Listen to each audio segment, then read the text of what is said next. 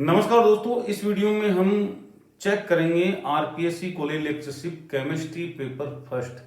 RPSC ने अपने answer की डाल दी है, आपके जनरल पेपर की भी डाल दी है, पेपर फर्स्ट की भी डाल दी है, पेपर सेकंड की भी डाल दी है। तो वहां से जाके आप आरपीएससी के आंसर की चेक कर सकते हो, ठीक है कि नहीं है।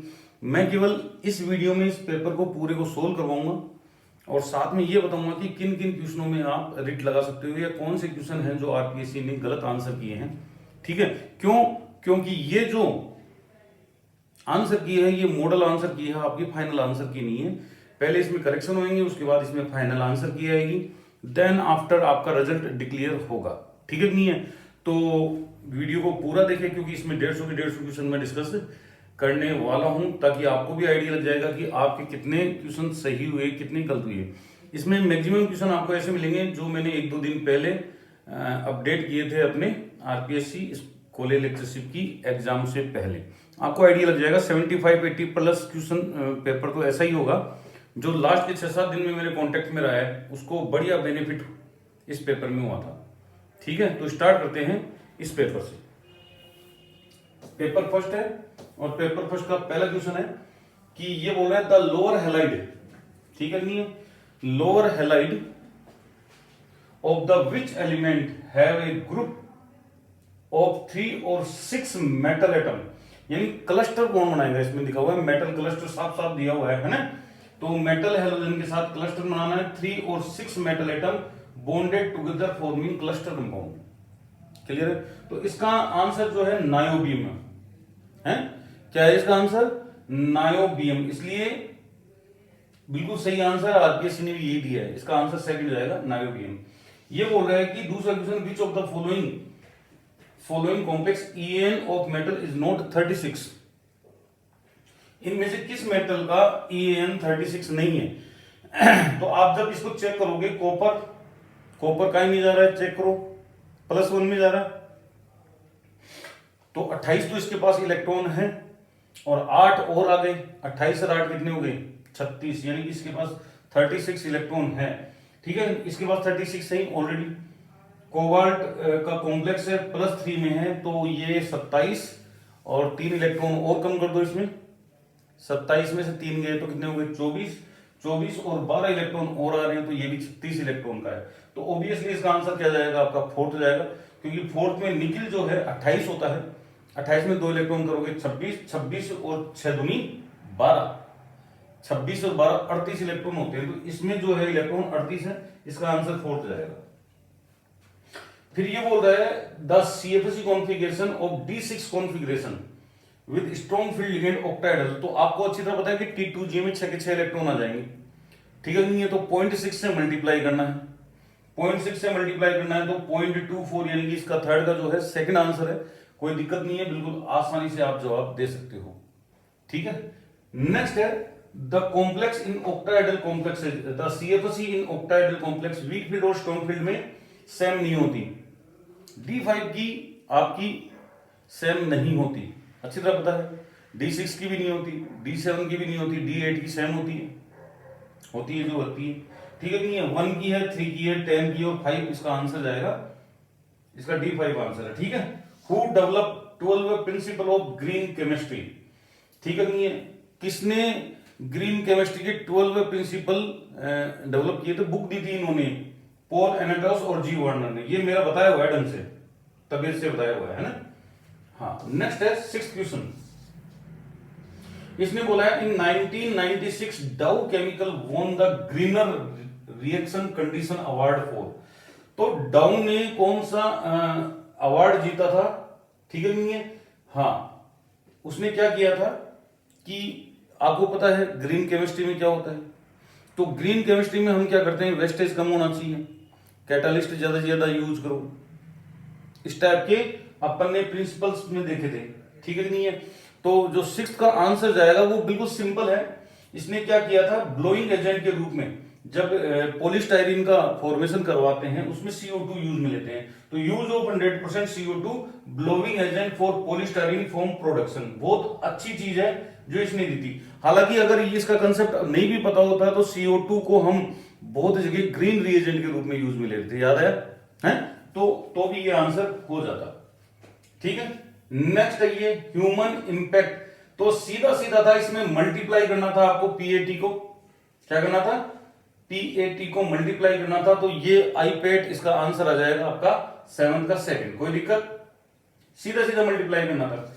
Which of the following is green is incorrect for green organic synthesis.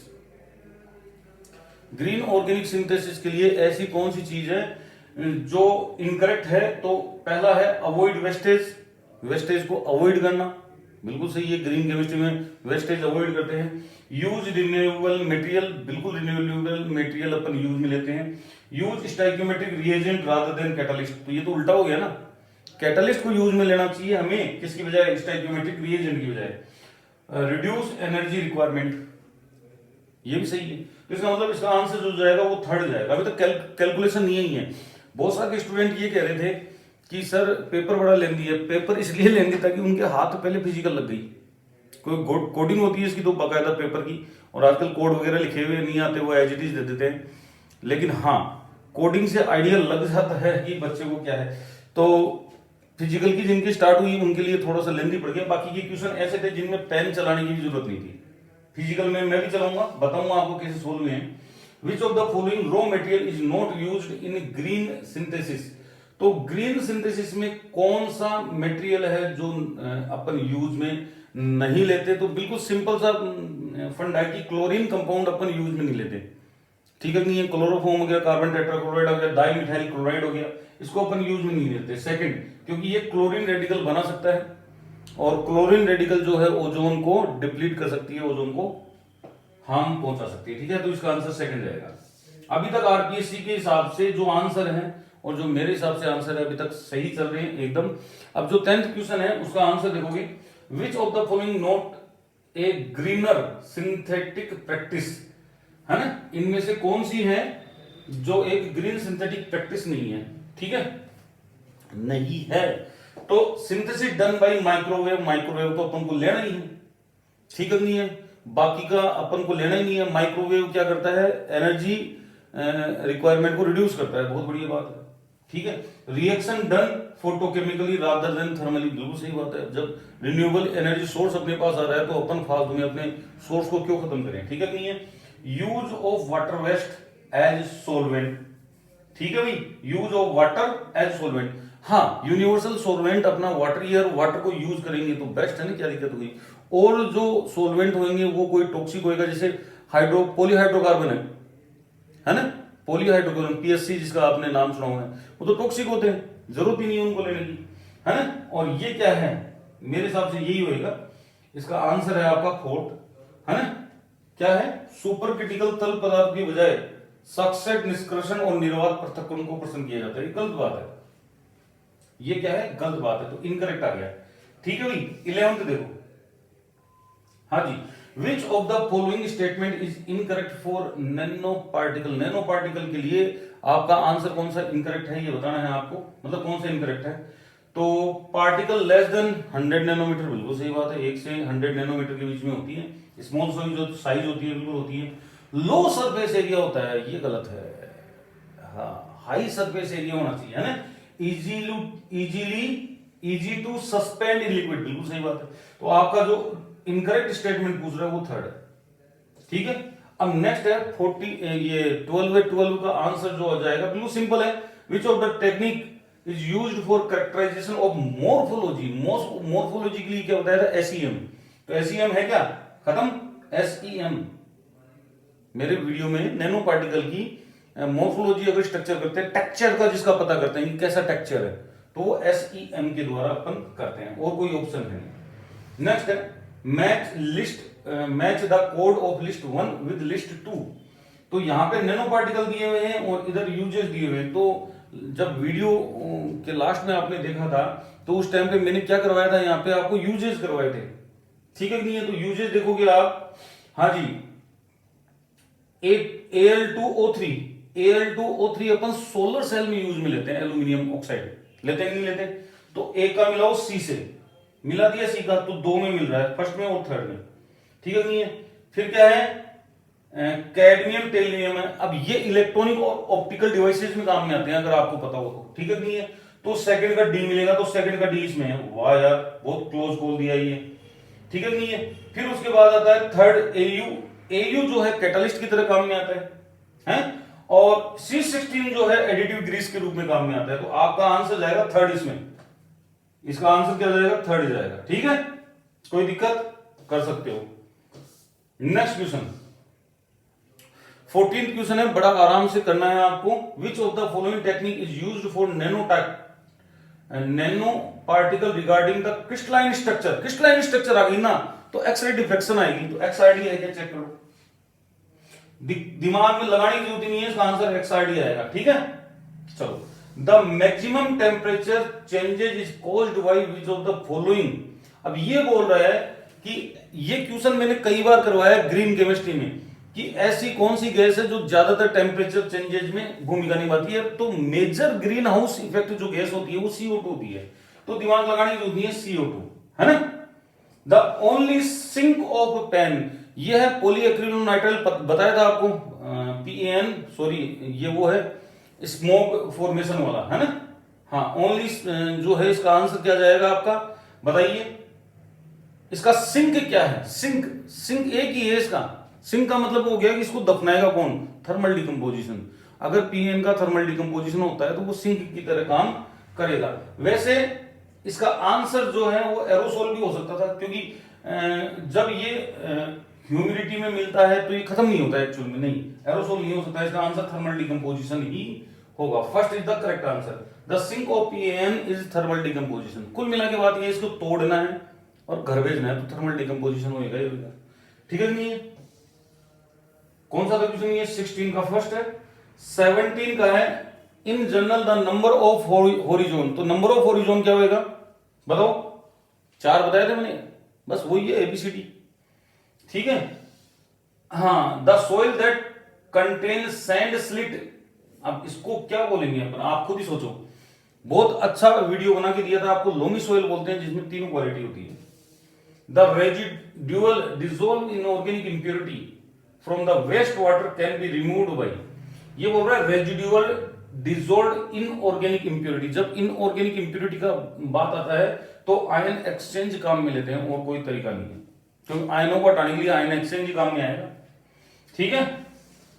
हाँ जी, ये बोल रहे हैं। देखो इधर बिल्कुल सिंपल सा क्वेश्चन है, ज्यादा हार्ड नहीं था, बस आपको थोड़ा सा स्टोइकियोमेट्री का पता होना चाहिए था। आप क्वेश्चन बड़ी आसानी से कर सकते थे अगर करके आए हो तो। देखो, एक कार्बन पर एक ऑक्सीजन चाहिए आपको, तब जाके ये CO2 बनेगा, बनेगा नहीं बनेगा?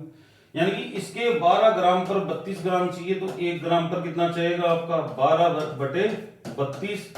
तो ये आंसर आ जाएगा 2.67 मिलीग्राम। तो इसका आंसर सेकंड जाएगा। बड़ा इजी था ना, कर सकते थे, करना भी चाहिए था, ठीक है? 20 क्वेश्चन हो गया आपका। अब चलेंगे अपन 21 के ऊपर। ये क्वेश्चन ऐसा था जो लाइन टू लाइन करवाया हुआ था। The base insoluble fraction of humus, humic acid भी होता है, फ्लेवेनिक एसिड भी होता है, फ्लेविक एसिड भी होता है, ह्यूमीन भी होता है, ऑल ऑफ दीज इसका आंसर जाएगा। विच ऑफ द फॉलोइंग, ये 22 आ गया है आपका आंसर, है ना। तो 22 को बड़ी आसानी से अपन कर जाएंगे, ऐसी कोई दिक्कत वाली बात नहीं है। चेक करें, which of the following statement is incorrect. Incorrect पूछ रहा है for photochemical smog. It is its primary pollutant are organic and NOx। बिल्कुल सही बात है, प्राइमरी पोल्यूटेंट होते हैं ये। The nature of compound in its reducing, ये पता नहीं है, चेक करते हैं एक बार। Its secondary pollutant are ozone, PN, NO3 and aldehyde. बिल्कुल सही बात है।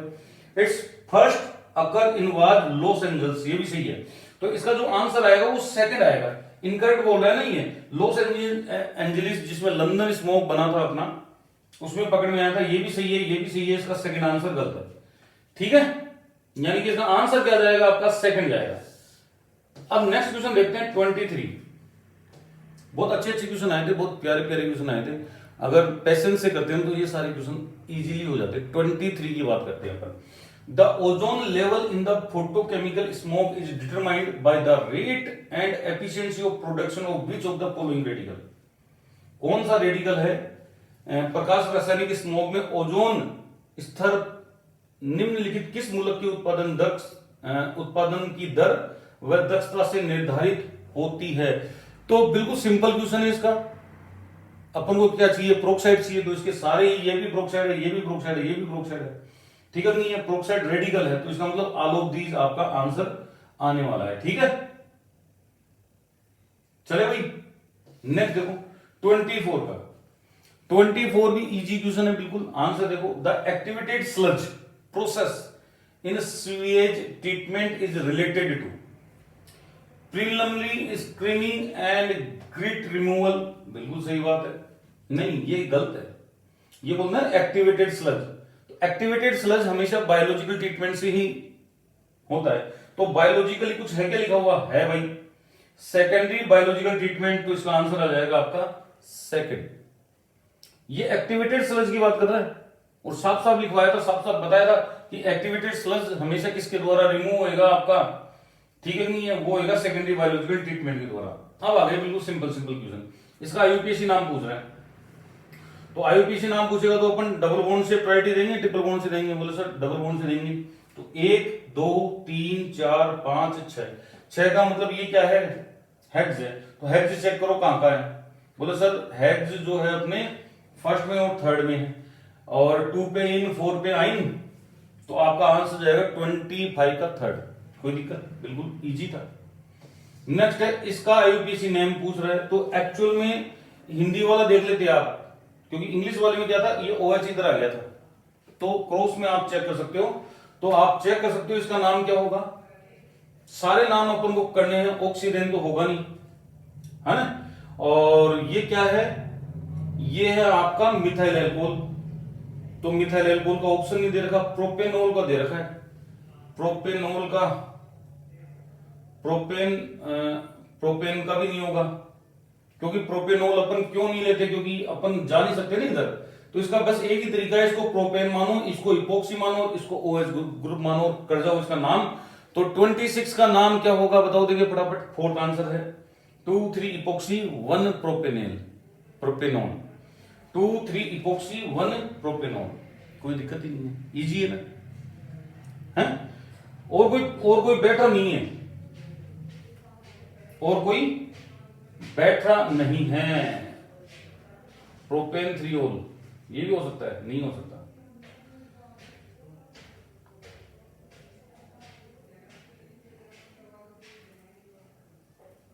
ठीक है भाई, इसका फोर्थ आंसर है, नहीं बैठा और बस यही answer. IUPAC name of propargylic chloride, तो प्रोपार्जिल क्लोराइड, तो प्रोपार्जिल क्लोराइड जो होता है वो प्रोपाइन होता है ना? और 3 कार्बन का होता है, तो प्रोपाइन तो आएगा ही आएगा। और क्लोरो क्या होता है आपका? क्लोरो क्या होता है आपका? सब्स्टिट्यूएंट होता है, तो डबल बॉन्ड को प्रायोरिटी देंगे, तो इसका आंसर जो आएगा वो थर्ड आएगा, 3 क्लोरो 1 प्रोपाइन। 27 का जो आंसर जाएगा वो बेटा थर्ड जाएगा, ठीक है भाई।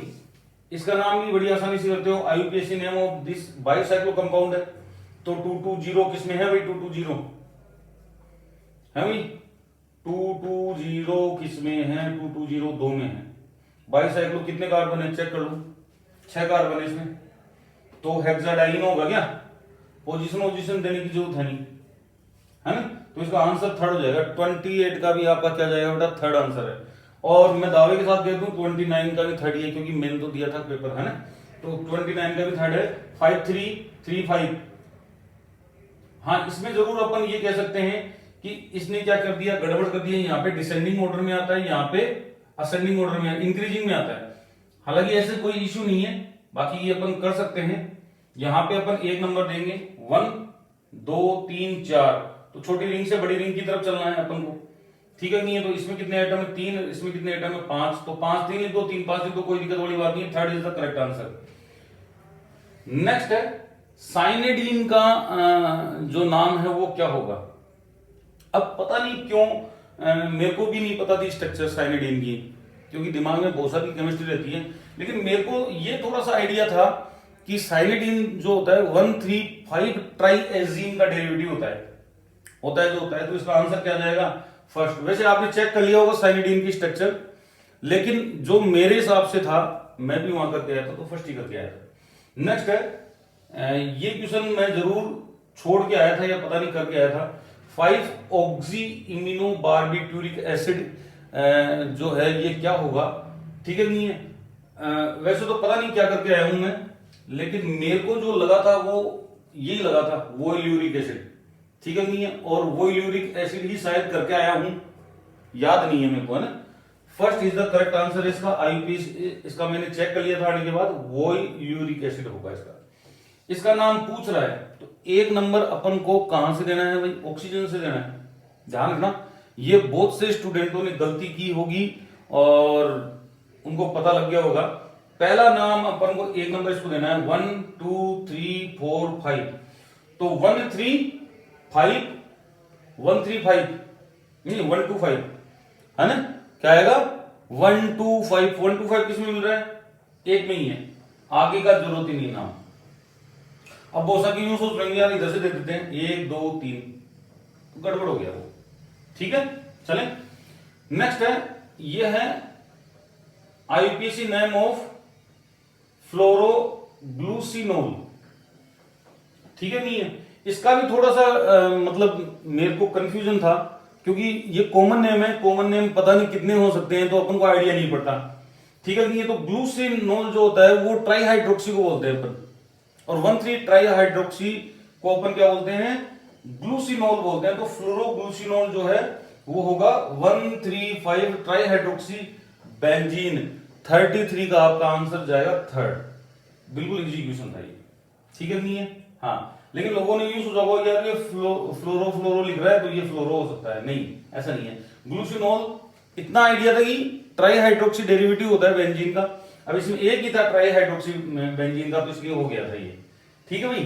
33 के बाद में 34 ये बोल रहा है कि स्टाइरिन को ऑक्सीडेशन अपन करवाएंगे KMnO4 के साथ, तो क्या प्रोडक्ट बनेगा। तो बताया था आपको, जब KMnO4 लेते हैं तो चाहे सैचुरेटेड ग्रुप लगा हुआ हो बेंजीन के ऊपर, चाहे अनसैचुरेटेड ग्रुप लगा हुआ हो, क्या होगी उसका COOH में कन्वर्जन होगा, तो बेंजोइक एसिड यहाँ पे बनता है, ठीक है नहीं है। क्या बनता है, बेंजोइक एसिड बनता है। नेक्स्ट है which of the following compound will show geometrical isomerism, तो बिल्कुल ज्यादा मेहनत करने की जरूरत नहीं है, बिल्कुल सिंपल सा इसका आंसर आएगा। 1 ब्यूटीन देता नहीं है, प्रोपाइन देता नहीं है, 1 फिनाइल प्रोपाइन, क्या भाई 1 फिनाइल प्रोपीन, 1 फिनाइल प्रोपीन देगा क्या, दे देगा, क्यों नहीं देगा, नहीं देगा, हाँ दे देगा, यही तो है।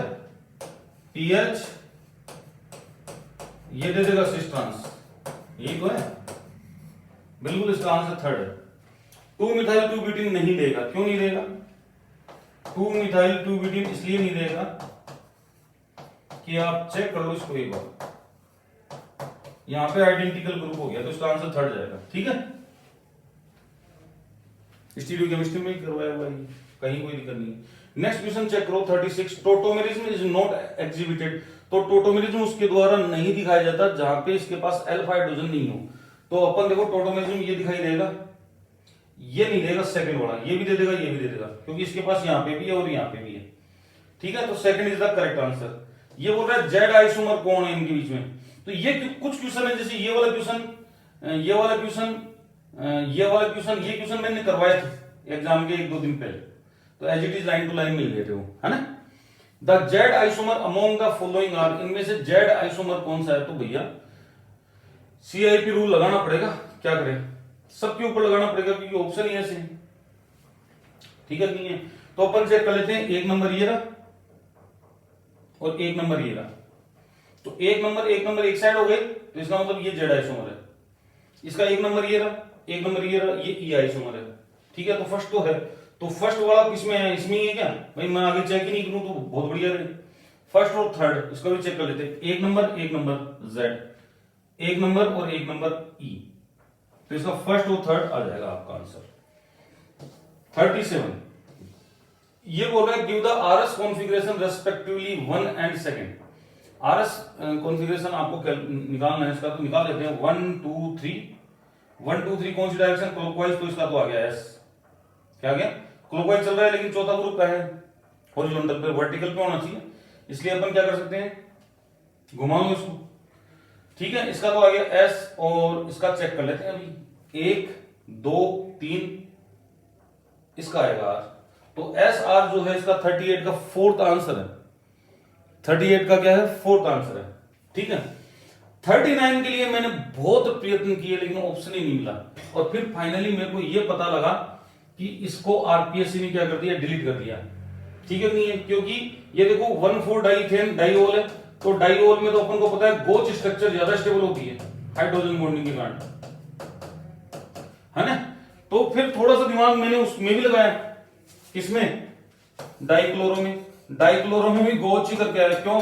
लोन पेयर वाला लफड़ा था ना, तो लोन पेयर इंटरेक्शन के कारण मैंने सोचा क्या पता हो जाए, लेकिन कुछ था नहीं, बैठा नहीं। अगर गोच और स्टेगर्ड मिल जाता तो फिर भी चांसेस होते कि अपन सही आंसर को पकड़ पाते। और आरपीएससी ने इस क्वेश्चन को डिलीट कर दिया, बिल्कुल सही किया डिलीट, क्योंकि नहीं बैठता, आंसर ही नहीं बैठता। ठीक है, ये थोड़ा सा उल्टा हो गया, यूं करना चाहिए था इसको। ठीक है, नहीं यूं करना चाहिए था, पहले गोच फिर स्टेगर्ड। तो बढ़िया किया, डिलीट कर दिया, तो अच्छी बात है। 40 नंबर क्वेश्चन है। अब 40 नंबर क्वेश्चन है, which conformation give significantly contribution respectively trans 1,2 डाइसाइक्लोहेक्सेन। तो ट्रांस है, तो 1,2 ट्रांस आपको क्या होता है? एक्सियल एक्सियल, इक्वेटोरियल इक्वेटोरियल, है ना। तो 1,2 डाइब्रोमो साइक्लोहेक्सेन, और एक है साइक्लोहेक्सेन 1,3 डाइओल। 1,3 डाइओल, अब आपको बताऊं मैं, जब 1,3 डाइओल होता है, देखो लगा होगा 1,3 डाइओल अगर आ जाता है आपका, तो यह हाइड्रोजन बॉन्डिंग के कारण कहीं ना कहीं कन्फर्मेशन स्टेबल हो जाती है। ठीक है नहीं है। और ब्रोमो वाले में क्या होता है? इसका डाइपोल मूवमेंट 0 हो जाता है। डाइपोल मूवमेंट क्या होता है? मिनिमम होता है। तो ये जो एक्सियल एक्सियल वाले हैं, मेरे हिसाब से आंसर थर्ड आना चाहिए। बाकी की आरपीएससी ने क्या दिया है आंसर? आरपीएससी ने भी थर्ड ही दिया है, क्यों टेंशन ले रहे हो? अपना कंसेप्ट गलत थोड़ी है, नहीं है। ठीक है, तो ये 40 क्वेश्चन हो चुके हैं। 40 के बाद आता है absolute asymmetric synthesis can be carried out. Absolute asymmetric synthesis can be carried out with, तो सर्कुलर पोलराइज्ड लाइट कोई एसिमेट्रिक सिंथेसिस में काम में थोड़ी आएगी। आप खुद ही सोच के देखो कि circular polarised light asymmetric synthesis में काम में आती है क्या? By use of dextrorotatory compound. Asymmetric synthesis निरपेक्ष एब्सोल्यूट, अच्छा, by use of dextrorotatory compound, by use of levorotatory compound, और ये है ऑप्टिकली इनएक्टिव केमिकल रिएजेंट्स। नहीं, इसके हिसाब से तो आंसर फर्स्ट ही जाएगा। फिर आपका 41 का फाइनली आंसर क्या जाएगा? आपका फर्स्ट जाएगा, और आरपीएससी ने भी फर्स्ट दिया है। ठीक है, कोई दिक्कत वाली बात नहीं, कर लो। 42, the dibromide product obtained on addition of bromine to trans-2-butene। अच्छा क्वेश्चन है, ठीक है नहीं है। तो ट्रांस-2-ब्यूटीन और सिस-2-ब्यूटीन, तो आपको बताया था जब एंटी एडिशन हो किसी एंटी सबस्ट्रेट के ऊपर तो हमेशा मीजो मिलता है, और अगर सिन के ऊपर आपका क्या हो, कौन सा हो बेटा? एंटी एडिशन हो, तो वहां पे आपको रेसमिक मिलेगा। तो मीजो और रेसमिक 42 का जो आंसर है वो थर्ड जाएगा। 42 का आंसर क्या जाएगा? थर्ड। ठीक है भाई। और इसमें देखो ऊपर वाले में सिस बनेगी, नीचे वाले में ट्रांस बनेगी, तो सिस और ट्रांस इसका आंसर भी थर्ड है। क्यों? क्योंकि ये तो वो है रोजेनमुंड और ये है बर्च रिडक्शन, तो ट्रांस बनता है बर्च रिडक्शन में, और रोजेनमुंड में सिस बनता है।